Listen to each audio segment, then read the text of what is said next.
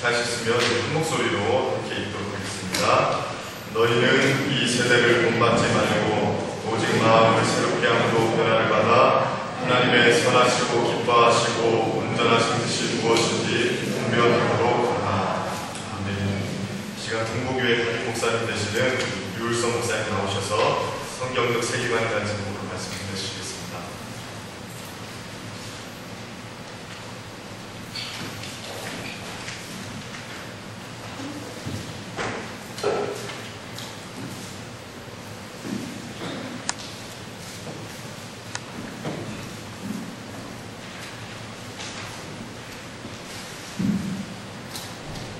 여러분 반갑습니다.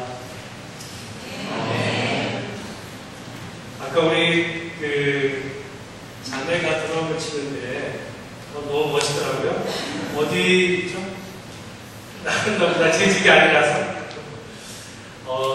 참 은혜로운 찬양이고 우리 항상 정말 주 안에서 교제하고 또 존경하는 우리 이성준 목사님 교회에서 이렇게 귀한 재직들 모시고 성경과 함께 된 이 세미나 가질 수 있게 돼서 너무 반갑습니다. 모쪼록 저는 사실은 교회를 위임받아 가서 개척교회 한 목사님들에 대해서 항상 어떻게 개척을 해서 이렇게 목회할 수 있을까 늘 정말 이 마음에서부터 이렇게 좀 부럽기도 하고 얼마나 힘들었을까 이런 생각을 가져봐요. 하나님의 은혜 가운데 어떻게 보면 노예에서도 모험적으로 잘 성장해가는 우리 생명샘 교회가 이후로도 더 은혜가 넘치는 믿음의 귀한 교회 되기를 간절히 소망합니다. 오늘 우리가 기독교 세계관 그 중에서도 특별히 성경적 세계관에 대해서 우리가 오늘 좀 함께 나눠보려고 하는데요. 많은 세계의 사람들이 한국 교회를 바라보면서 놀라는 사실 두 가지가 있습니다. 하나는 한국 교회가 이렇게 짧은 시간 안에 이런 놀라운 성장을 이루었다는 것에 사람들이 놀라죠. 그런데 또 놀라는 게 있습니다. 그렇게 많은 기독교인이 있지만 전혀 세상을 변화시키지 못하는 어떻게 그렇게 많은 교인들이 있는데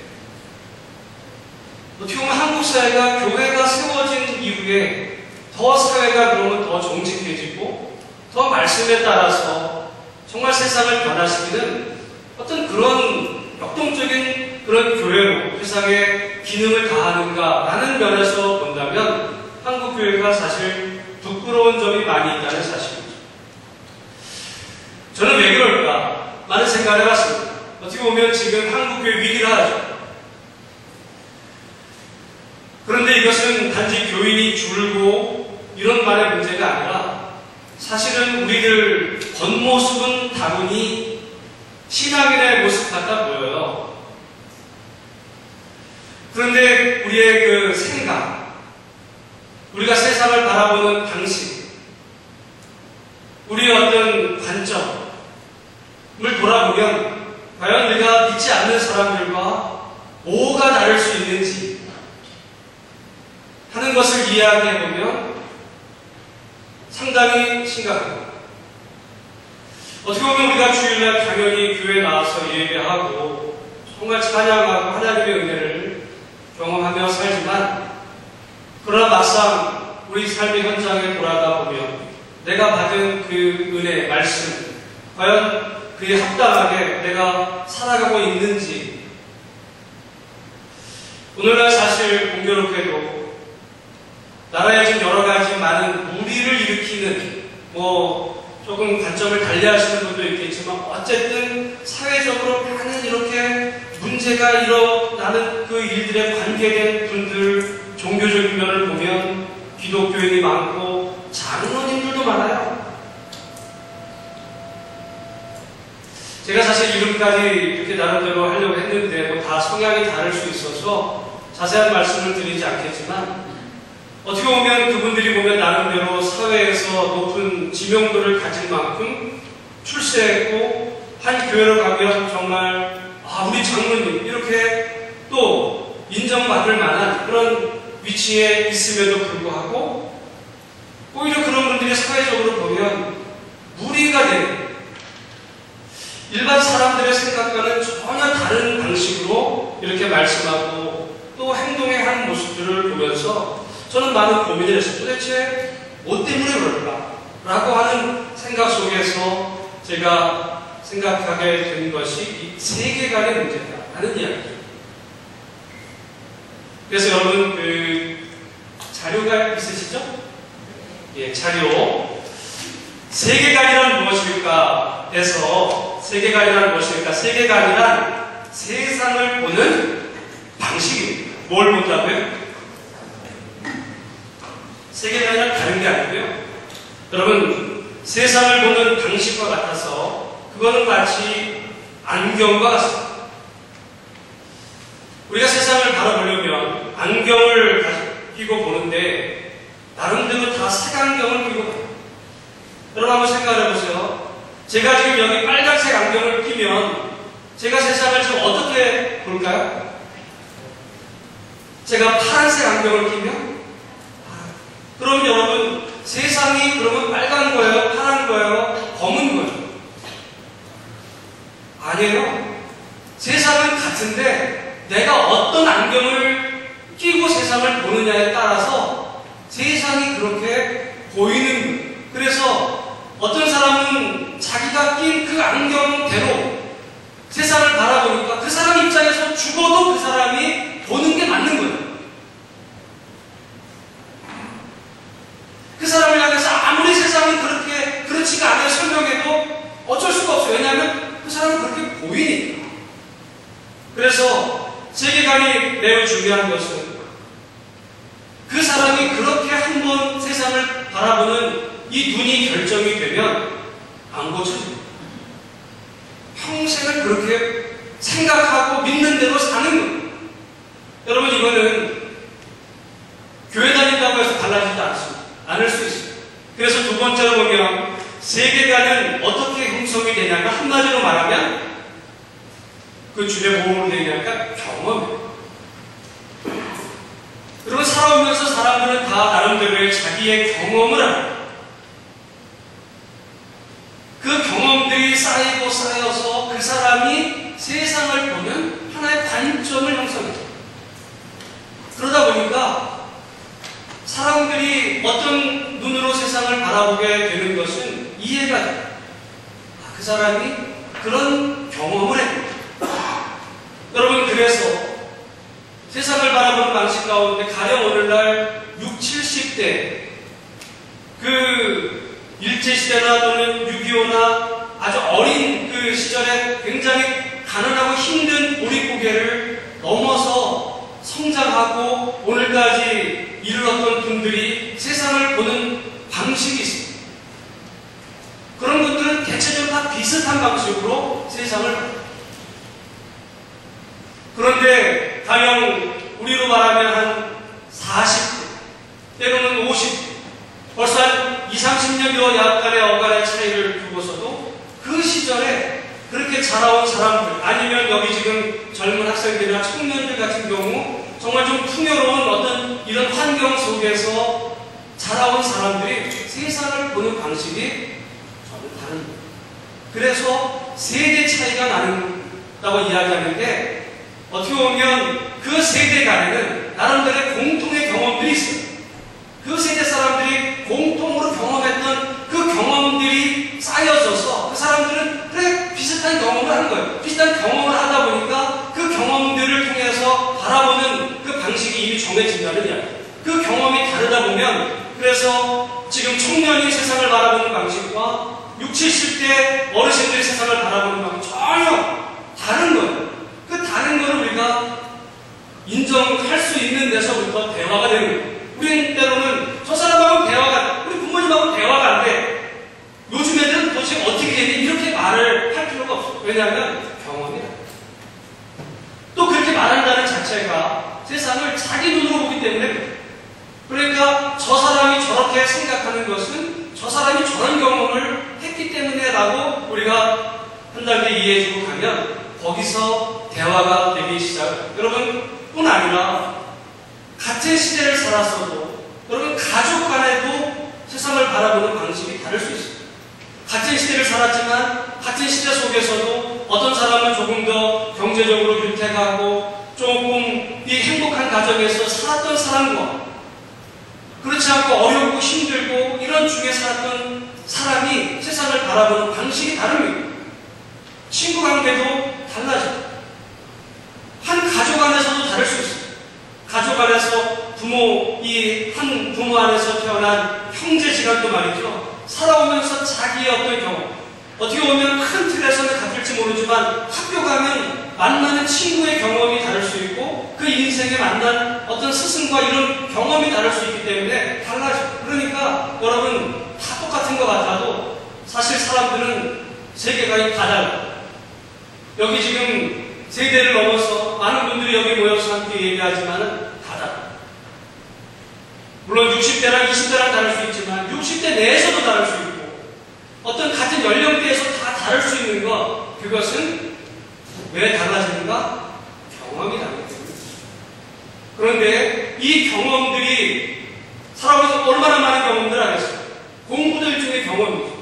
어느 정도 공부를 했느냐가 또한 어떤 그 사람의 세계관을 형성하기도 합니다. 이런 세계관은 사실 여러 가지가 있어요. 여러 가지. 오늘날 사실 여기 지금 여러분에게 나눠드리는데 보면 이원론적 세계관이 있습니다. 이원론적 세계관이란 뭐냐면 세상을 이원론적으로 봅니다. 그래서 선악으로 두 가지. 이제 이것이 중요한 이유는 나중에 구원관과도 관계가 됩니다. 구원관과도 관계돼서 많은 경우 우리는 이 세상 것은 무조건 악하고 어떤 영원한 천국, 그래서 이 구원관에 있어서도 우리는 다분히 이원론적으로 갖는 경향이 많아요. 이건 간단히만 이야기가 어차피 또 나올 수 있어서. 그 다음에 이실론적 세계관이 있어요. 여러분, 이실론적 세계관인 것은 이실론자들은 하나님을 믿습니다. 하나님을 믿지만 어떤 하나님을 믿느냐? 한번 세상을 창조하고 그리고는 이 세상과 관여를 안 하고 멀리 떨어져서 세상을 바라보는 하나님을 믿습니다. 그러니까 창조주를 믿죠. 그런데 그 창조주가 오늘 우리들의 삶 가운데 역사하신다는 건 안 믿어요. 그러면 여러분, 이 사람들은 하나님 앞에 간절히 기도할까요? 안 할까요? 여러분, 미국을 이제 어떻게 보면 만들었던 미국의 건국의 아버지들이 있어요. 그런 사람들 가운데서 물론 어떤 기독교 신앙 안에서 이렇게 미국 건국에 기여한 분도 있지만 사실 많은 사람들이 미국 건국의 아버지들이 사실은 이슬론자들. 예를 들어 제퍼슨 이런 대통령이었죠? 이런 사람은 그야말로 성경에서 어떤 기적에 대한 부분은 다 빼버렸어요. 기적 믿지 않는 거예요. 하나님 믿어요. 성경을 잡았습니다. 성경을 믿지만 그 성경의 하나님이 오늘 우리의 삶 가운데 역사하시는 걸 안 믿어요. 여러분, 어떤 의미에서 보면 우리들 대부분이 그런 거는 잘못됐다고 말할지 모르지만 다분히 이실론적인 생각을 가지며 지금 신앙생활을 할 수 있어요. 오늘 내 삶의 현실의 이 문제를 정말 지금 내 눈에는 보이지 않는 하나님께서 내 문제가 내 간절히 기도할 때 오늘 내 삶 가운데 역사하실 하나님을 우리가 믿지 않는다면 그 사람은 하나님 믿는다라고 말할지 몰라 이실론자. 오늘 한국 교회가 사실 이실론자들이 가는 그 문제도 있습니다. 그 다음에 하나가 이 물질주의. 한마디로 말하면 돈이죠. 예수님이 하나님과 재물을 겸하여 손댈 수 없다 이야기하셨는데 오늘 이 시대를 이끌어가는 어떤 가장 강력한 게 있다면 돈입니다. 솔직히 말해서 지금 양심을 팔고 뭐 다 이렇게 하는 거 다 돈 때문에 아니에요.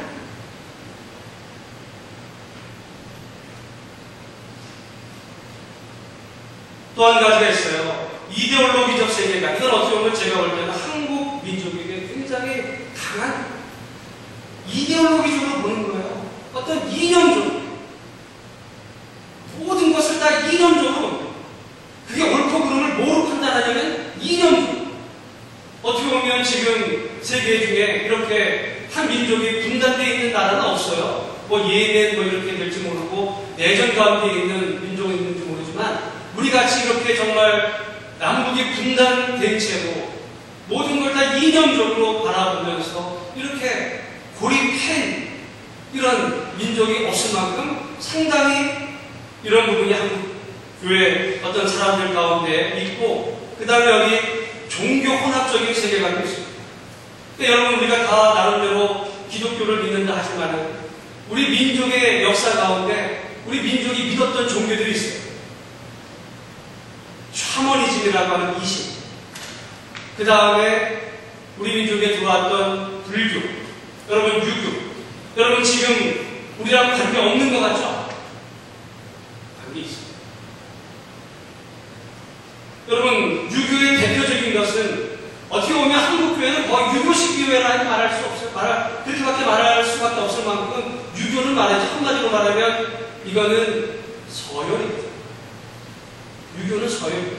그래서 장자, 이 서열 중심, 게다가 남자, 이런 어떤 남존 여비 이런 이야기들이 사실은 그거는 성경의 가르침이 아니라 그건 유교적 가르침인데 교회, 여러분 교회는 아닐지 모르지만 많은 한국 교회들이 이 서열을 얼마나 중요하게 여기고 그것이 마치 어떤 바른 질서와 서열, 나중에 삼일체를 말하겠지만 여러분 삼일체는 결코 서열이 아니에요. 우리는 간혹 오해할 때가 있어요. 서열이면 그야말로 넘버원은 성부 하나님, 넘버2는 성자 하나님이고 넘버3는 성령 하나님이신 것처럼 마치 성부, 성자, 성령이 이 계급의 순서인 것처럼 서열처럼 생각하는 경향이 있어요. 절대 아니에요. 근데 한국교회 안에 그런 부분이 있거든요. 그게 뭐냐? 여러분 무슨 뭐 명절 되면 시골 내려가서 제사 지내냐, 제사만의 문제가 아닙니다. 우리는 제사를 드리지 않지만은 그러나 우리의 생각 속에 그 유교적인 서열 문화가 한국 교회 안에 들어와 있습니다. 또 하나는 불교. 불교가 한국 교회와 관계가 없을까 많이 생각하지만 실제로 한국 교회의 불교가 끼친 중요한 부분 중에 하나가 구원관. 왜 한국 교회에 그렇게 쉽게 이 천당에 대한 믿음이 쉽게 인정이 됐을까? 여러분 사실 불교도 천당 극락입니다. 한국 민족 안에는 그러니까 복음을 받아들이기 이전에 수천 년간 내려오는 가운데서 그 천당 어떤 그 극락과 이런 것에 대한 그 개념들이 있었기 때문에 받아들이는데 다분히 우리 한국 교회 안에도 그래서 성경에 나온 천국 하나님의 나라를 어떤 방식으로 생각하냐면 성경적으로 생각하는 것이 아니라 불교식이죠.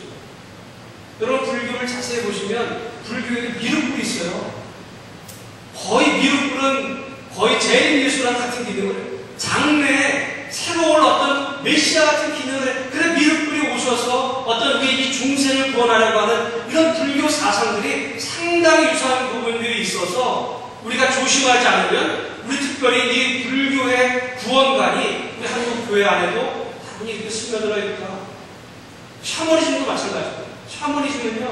샤머니즘 우리가 쉽게 미신이라고 말하는데 샤머니즘에 여러분 불교의 말하자면 불교를 섬기는 말하자면 사람이 예를 들어 절의 스님들이잖아요. 그러면 샤머니즘의 어떤 그런 제의를 담당하는 사람들은 무당이에요. 그죠? 근데 여러분 어떤 무당이 좋은 무당이에요? 그 사람의 인격을 따지나요? 그 사람의 능력을 따지나요?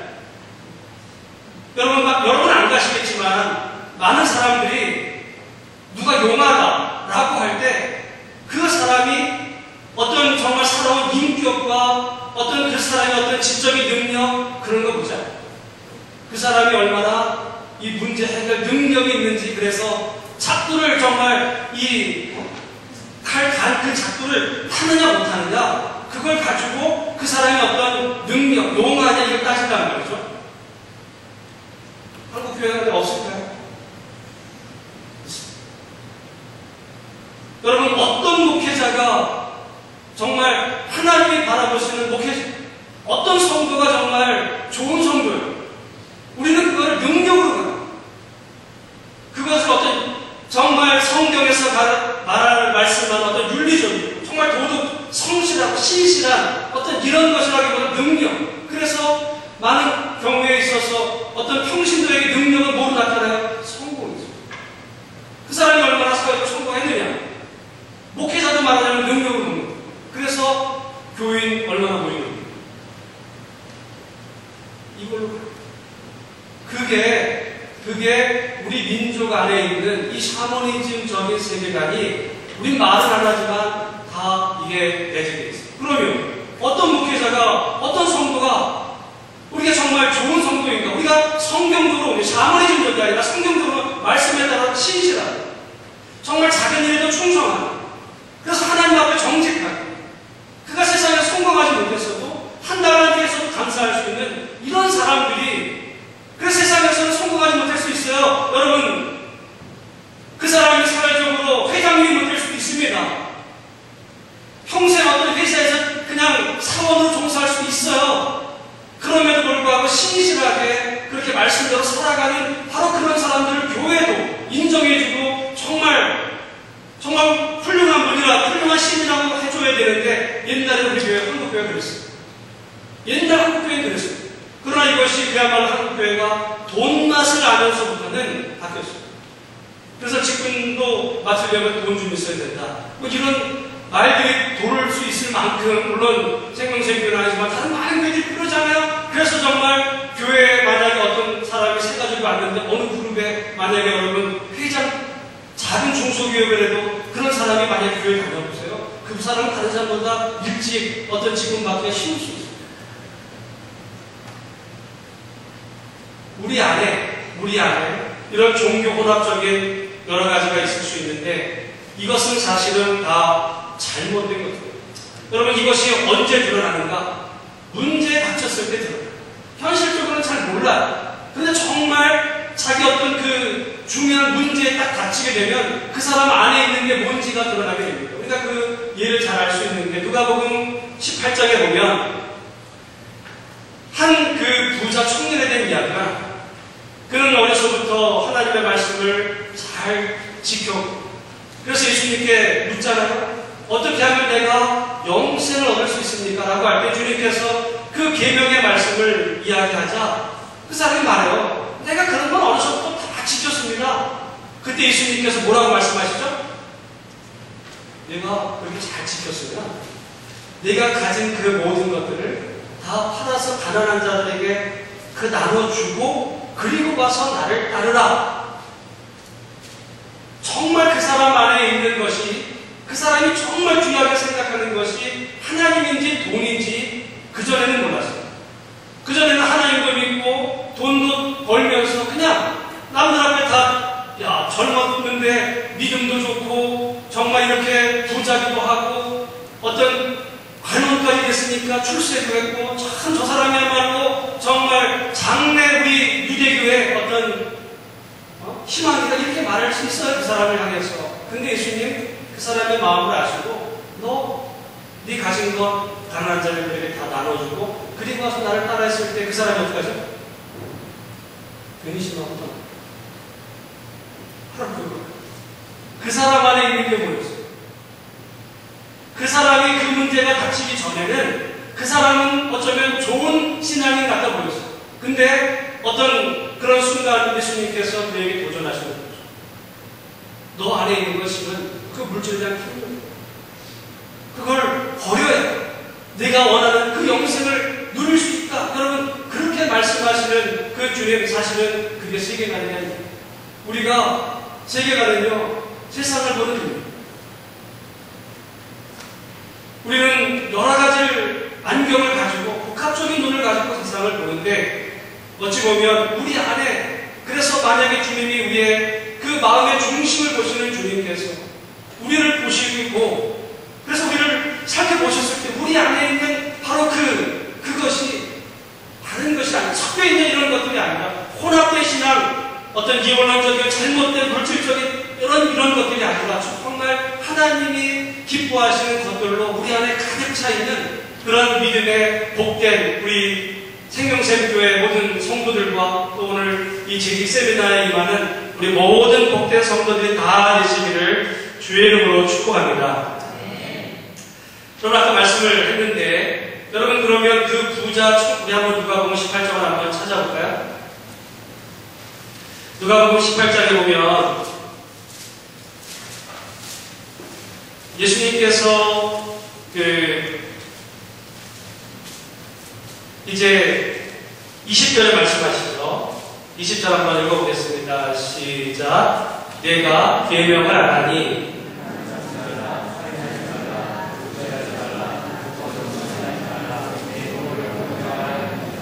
그랬더니 이것은 내가 어려서부터 다 지켰나이다 하죠. 자세히 보실까요? 가늠하지 말라는 몇 계명이죠? 네? 7계명. 자, 그 다음에 살인하지 말라는 모르시면 성경 뒤에 보면 다 나와요. 10계명. 살인하지 말라는 6계명. 도둑질하지 말라는 8계명. 그리고 거짓 증언하지 말라는 몇 계명이에요? 9계명. 내 부모를 공경하는 몇 계명이에요? 네? 5계명. 뭐가 빠졌죠? 뭐가 빠졌어. 그죠? 뭐가 빠졌어. 몇 계명이 빠졌어요? 예? 1부터 물론 4까지 빠졌죠. 그건 하나님과 관계돼요. 그건 다 지켰다고 얘기하고 이 사람 내가 어려서부터 하나님 잘 섬기는 사람인데 그건 당연한 거고 당연한 거고 여러분 유대인으로 안식을 안 지킬 수 있는 돌 맞아 주는데 당연히 지켰죠. 그리고 하나님과의 대한 것만이 아니라 사람과의 관계 다 지켰습니다. 그런데 예수님 뭐라고 말씀하세요? 내게 아직도 한 가지 부족한 것이 있다. 한 가지가 뭘까요? 10번째. 10번째가 뭐죠? 여러분 한번 생각해 보세요. 사실은 이 사람이 볼 때는 부자였어요. 오늘날이야 가난하던 사람도 그야말로 뭐 IT 이렇게 되고 그야말로 뭐 대박 맞으면 그렇게 부자가 될 수 있지만은 여러분 예루살렘 이스라엘 사회는요 농경생. 과거에는 이제 물론 유목생활. 여러분 농사 짓고 목축하는 사람이 어느 날 갑자기 떼부자 되는 경우는 별로 없어요. 여러분 농사 짓는 어떤 기반 안에서 어떤 사람이 부자가 되려면 뭐가 많아야 돼요? 땅이 많아요. 땅이 많아요. 그런데 여러분 구약에 보면 안식일도 있지만 안식년제도도 있어요. 그리고 희년제도도 있어요. 희년은 뭐예요? 50년이 되면 그동안에 자기가 누렸던 내 것이 본래 아니었던 내 기업이 본래 아니었던 것 가운데서 내가 살아오는 중에 얻었던 모든 것들은 원 주인에게 돌려줍니다. 부자가 될 수가 없어요. 돌이켜 생각해보면 이 사람이 어떻게 부자가 될 수 있었습니까? 정상적인 방법으로 오늘 우리가 볼 때는 사업을 열심히 한 사업 그 시대가 그렇게 할 수 있는 시대가 분명히 주님의 말씀으로 따라볼 때는 이 사람이 분명 부자가 된 주에는 그 이웃의 집을 탐내. 정상적인 방법이 아니었다는 거죠. 내 가진 것을 다 그래서 나눠줘. 여러분 실제로 이건 굉장히 이 사람 어렵다고 말하지만 누가복음 19장에 보면 그렇게 했던 한 사람이 나와요. 누구죠? 두 사람은 너무 대비가 돼요. 부자였어요. 어떤 사람은 믿음 안에서 부자가 된 사람이고 어떤 사람은 완전히 세상에서 손가락질 당하며 부자가 된 사람이에요. 남들이 볼 때는 정말 이 부자는 정말 대단한 사람이고 사개오는 저는 나쁜 놈이야. 저거는 정말 나라의 관역자 같은 놈이야. 세리장인데. 그래서 혼자 살 수밖에 없는 이런 사람이었어요. 그런데 주님을 만나면서 인생이 바뀌죠. 사개오는요. 주님 말씀하시지도 않았는데 자기 벌어왔던 것 중에 잘못한 것들 다 토해내고 그래서 자기의 그 모든 재산을 다 나눠주고 그렇게 하게 주님 하라고 말씀하시지 않았어요? 그럼에도 불구하고 그가 그렇게 했을 때 주께서 그에게 구원이 됐다라고 말씀하시는 것을 보게 되면 여러분 중요한 것은 우리가 정말 세상을 바라보는 이 방식이 우리가 겉으로 보는 것과 우리 속 안에 있는 것이 다를 수 있습니다. 그래서 저는 오늘 기독교 세계관도 기독교 세계관이지만 특별히 성경적 세계관에 대해서 말씀 나누기 원하는데, 성경적 세계관이라 성경이 세상을 보는 관점을 따라 보는 것을 말한다 했습니다. 우리 한번 따라해 보겠습니다. 성경적 세계관이란 성경이 세상을 보는 관점을 따라 보는 것을 말한다. 여러분, 뭐가 세상을 보는 관점을 따라 본다고요? 내가 살아오면서 내가 알게 된 내 경험으로가 아니에요. 내가 지금 알고 있는 내 지식으로가 아니에요. 내 생각으로가 아니라 성경. 그래서 내가 지금 이렇게 생각하지만 그 생각이 성경의 말씀에 비추어서 봤을 때 그것이 잘못됐다고 하면 그걸 내려놓을 수 있는 그런 성경적 세계관. 저는요, 성경적 세계관과 성경을 많이 아는 게 다른 얘기예요. 어떤 사람은 성경 많이 알아요. 성경 박사예요. 성경 척척 박사예요. 성경 많이 읽었어요. 근데 생각하는 거는 성경이 아니에요. 성경 몇 절 몇 절 암송까지 다 해요. 근데 세상을 바라보는 방식은 뭐예요? 세상을 바라보는 방식은 자기 혈기입니다. 얼마든지 그럴 수 있어요. 오늘 한국교회는 정말 뭐가 문제일까? 저 자신을 돌아보고 보면서 오늘날 얼마나 많은 우리가 성경을 알아요.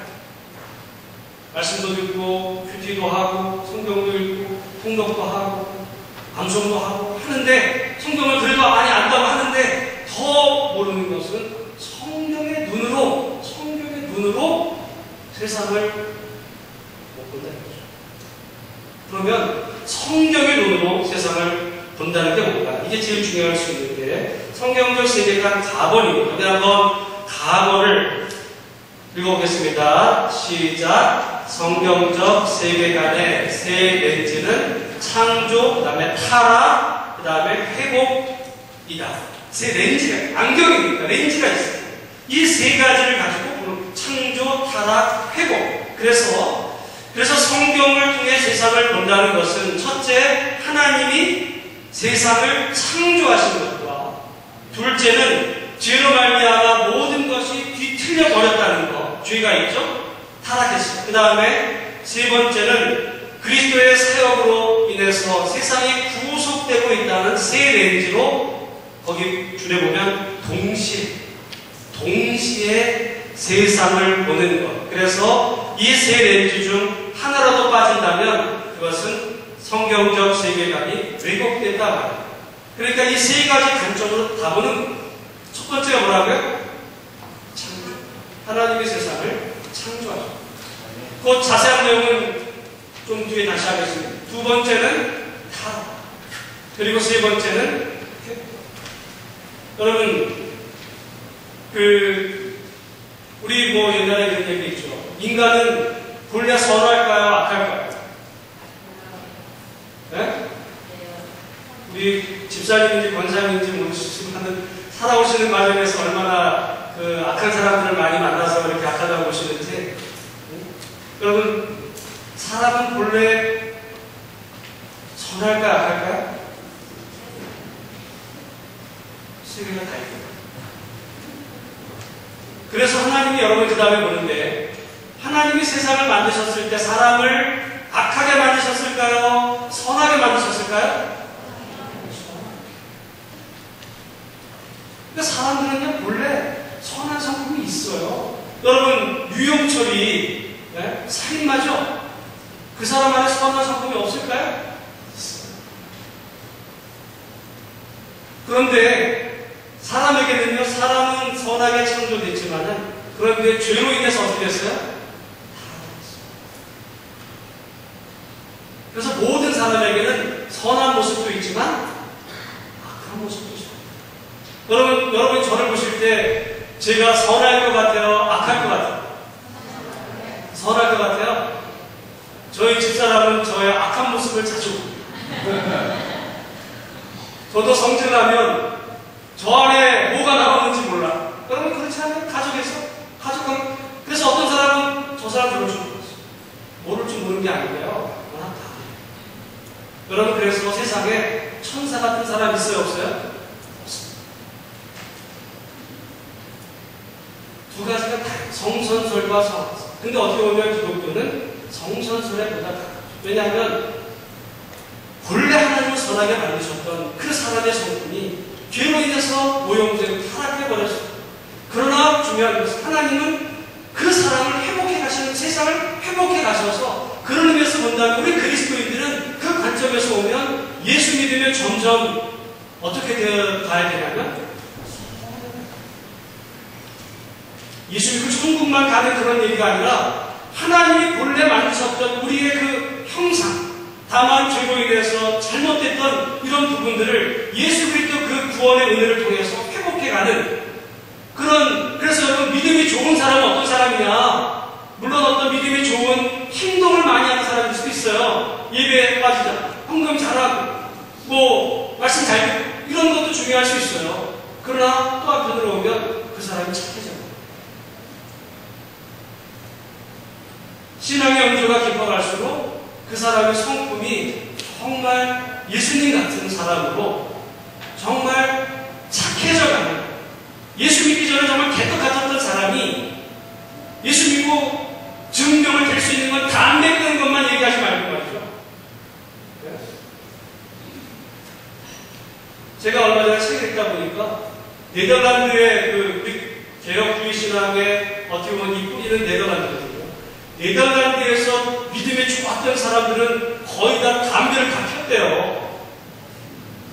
우리랑 문화가 달라져서 그렇지만, 여러분, 오늘날 어떤 교회에 다니는 사람들이 술, 담배 문제만 가지고 얘기하지만, 물론 그것도 중요할 수 있겠죠. 왜냐하면 본의 아니에요. 여러분, 만약에 어떤 직분자가 장모님인데, 어떤 안신사님인데 술, 담배 한 말이죠. 물론 구원과는 상관없을지 모르지만 덕이 아닙니다. 은혜가 아닙니다. 지금 이사 갔지만 저희 아파트 단지에 그 몇 층에 사시던 어떤 그 다른 교회 안수 집사님이 계셨어요. 근데 이분을 가끔 우리 이제 아파트니까 그 엘리베이터에서 만나면 이분이 자꾸 저를 피해. 얼굴이 빨개져가지고 담배를 쏙 핀다. 어떤 저녁에 보면 그 동네에 담배 핀다. 저는 이해해요. 왜냐하면 옛날에 술, 담배 많이 했어요. 이해합니다. 물론 그게 잘했다는 이야기는 아니지만, 근데 덕이야. 은혜가. 구원과 보다도 덕이야. 그런데 저는 더 중요한 것은 그의 그 마음. 정말 예수님을 따라서 점점 더 착해지고, 더 신실해지고, 정직해지고, 이런 그리스도인들이 되어야 되는데, 우리들의 모습 속에서는 그것이 아니라 오히려 예수 믿는 사람들은 더 깍쟁이가 됐다. 비극.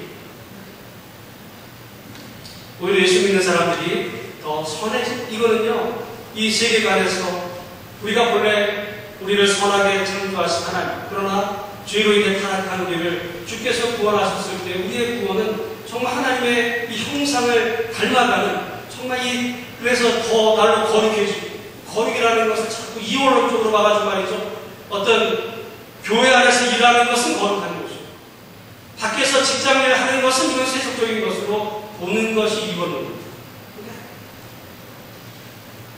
여러분, 목회도요, 세속적으로 하셨어요.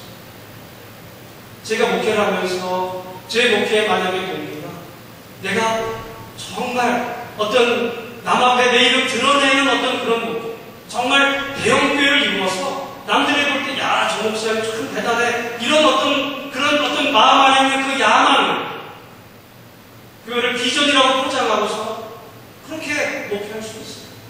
그가 바라는 것은 돈일 수 있어요. 근데 어떤 통신도는, 예를 들어, 남들이 볼 때는 그게 세속적이라고 보겠죠. 직장 나가는 거. 근데 거기서 정말 신실하게, 성실하게, 정직하게 그렇게 할 때, 거룩의 관점도 이원론적이 아니라 모든 관점에서 우리가 바라본다면 어떤 게 거룩입니까? 이원론적이야. 여러분들이 하나님 안에 나와서 믿음 생활 잘하시고 은혜 받고 정말 도전받고 목사님 주신 말씀에 여러분 도전이 됐다면, 중요한 것은 이제 오늘 저녁 가족이 돌아가시고 또 삶의 현장, 내일부터 있는 그 직장, 그 삶의 현장에서 세속적으로 돈벌이하는 것이 아니라 바로 거기서 내가 그리스도인답게 하나님의 영광을 드러내는 그런 제자로 거기서 내가 살아야 되는 내 사명의 일터라고 여러분 그렇게 기억하시고 그 현장에서 최선을 다해서 살아가는 여러분 모두가 되어야 할 줄로 믿습니다. 그래서 저는 학생들과 공부 열심히 해야 되는 거예요. 학생들. 요즘 보면 학생들 보면 왕따 현상에 안타까운 건 교회 다니는 애들도 행복하거든요. 저희 집사람은 사실은 초등학교 교사입니다. 집사람이 하는 얘기가 안타까운 얘기를 종종 해요. 어떻게 교회 다니는 애들이 정말 좋아요. 그래서 사모잖아요. 그러니까 오히려 교회 다니는 애들이 안타까운 마음이 있어요. 근데 희한하게 문제를 일으키는 애들 보면 교회 다니는 애들이 많아요. 집사람이 뭐 안티 기독교인이라고 말해요? 아니요. 안타까운 마음으로 얘기하는 거예요. 교회 다니는 애들이 좋아요. 이런 말을 사모하는 거예요. 뭐가 잘못됐을까? 걔 전화가요. 집 혼자 자녀요. 근데 학교 가면 애도 많다 싶어요. 신앙 엉터리. 그 아이가 자라서 과연 한국 교회가 어떻게 될까 생각해보면 아무나 없어요. 세계관이 잘못됐어요. 정말 바른 신앙이라면 오히려 어렵고 힘들고 소외당하는 그 아이가 다른 애들에게 왕따가 되갈 때 그 아이의 친구가 되어주는 그 아이가 진정 신앙인이지 자기도 왕따 당할까봐 그 한 해를 같이 왕따시키면서 교회 나와서 예수님 찬양 잘못했어요. 여러분 그런 의미에서 보면 우리 이 성경적 세계관은 창조, 타락, 이 회복 이 세 가지 렌즈로 동시에 바라볼 때 사람에 대해서 오해하죠. 저 사람 바라볼 때 저 사람의 선한 성품이 있죠. 저 사람이 좀 엉망인 것 같아 그 안에 좋은 성품이 있어요. 우리는 그걸 믿고 그러나 아직 그 사람에게서 완전한 모습이 아니지만 예수님의 은혜를 정말 그가 덧입으면 지금보다 더 비교할 수 없는 좋은 사람으로 나아갈 것을 기대하면서 또 실제로 그렇게 자라가는 어떤 그런 한 사람 한 사람이 될 때 또 그런 일들이 우리 생명샘교회 재직들 가운데서 일어나서 다른 데서 많이 이야기하기보다 우리 한 분 한 분들이 그렇게 주님 앞에 세워질 때 놀라운 하나님의 은혜를 경험하는 귀한 역사가 우리 가운데 있을 줄로 믿습니다. 자, 그 다음에 보면 그래서 여러분 성경은요 크게 세 부분입니다. 세계관도 세 가지지만 성경도 세 가지입니다.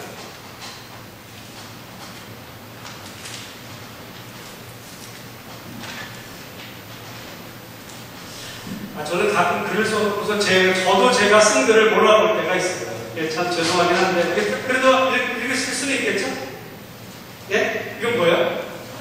창조, 그 다음에 타락, 그 다음에 성경은요 이 셋입니다. 창조는 성경에 어디 나와요? 1장에서 2장. 타락은요 창세기 3장에서 11장. 회복은요 창세기 12장에서 계시록까지. 창조, 타락, 회복이 세 렌즈로 우리가 세상을 같이 봐야 동시에 봐야 되면서도 성경은요 이 세 부분. 결국 성경이 뭐냐? 성경이 뭐냐라고 볼 때 성경은 한마디로 하나님이 세상을 선하게 창조하셨던 그 아름다운 세상이 죄로 인해서 타락해졌는데 그 타락이 점점 강도가 더 심해져요. 그래서 마지막 11장까지 가보면 그 안에는 노아의 모습이 있고 정말 하나님이 쓸어버릴 만큼 죄가 커지고 나중에 여기 11장에 가면 다백탑을 쌓아서 어떤 하나님께 올라갈 만큼 교만이 그게 타락해버린 완전히 타락해버린 이 세상을 하나님이 이 세상을 멸하시는 것이 아니라 드디어 창세기 11장 후반에서부터 한 사람을 택하시죠. 그게 누구예요?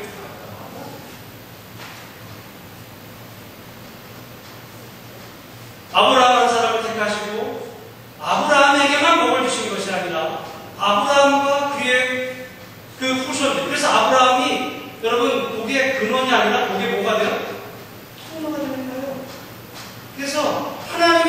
복을, 그 복을 다른 사람들에게 나누어주는 그런 사명, 그것을 어떻게 보면 회복이죠. 왜냐하면 그 당시에 모든 사람들은 아브라함 외에 이 모든 사람 타락하고 멸망할 수밖에 없던 이 세상, 하나님 완전 심판하셔도 됐는데 그 세상에서 한 사람을 택하시는 거예요. 순종하는 아브라함. 그리고 아브라함의 그 후손들을 통해서, 그래서 이스라엘 민족으로 삼으시고, 민족을 삼으셔서 이스라엘 민족으로 말미암아, 그래서 이 민족을 이제 구원하는 민족을 하나님께서 그 부르신 내용이 여러분께 잘 아시는 출애굽기잖아요. 그러면 출애굽기에 가시면 출애굽기 한 19장을 한번 가보겠습니다.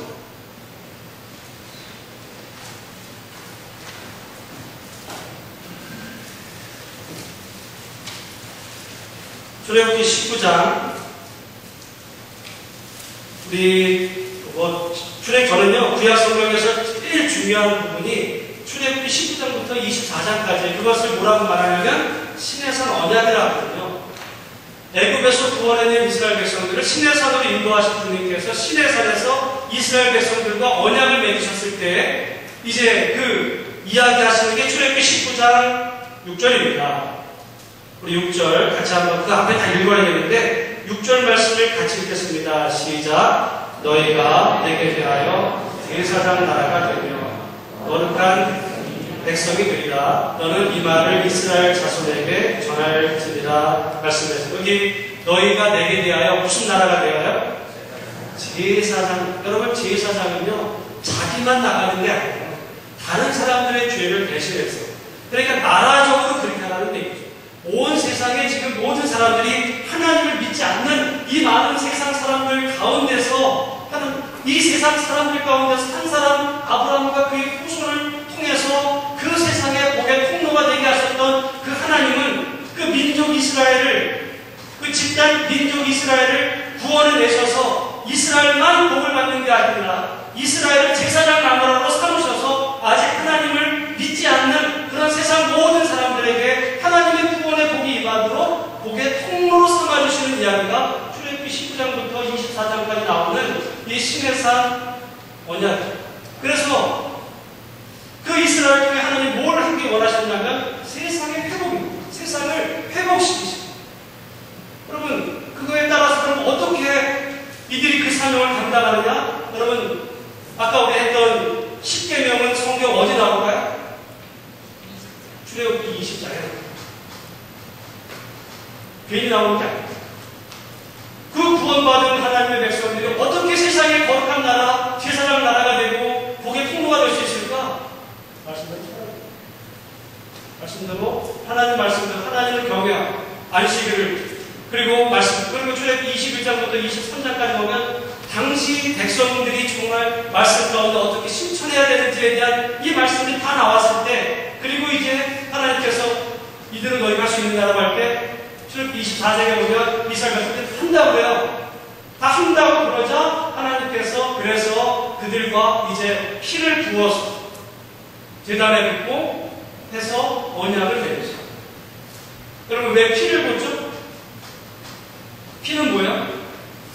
피는 생명입니다. 무슨 얘기예요? 언약을 어기면 어떻게 된다는 이야기입니까?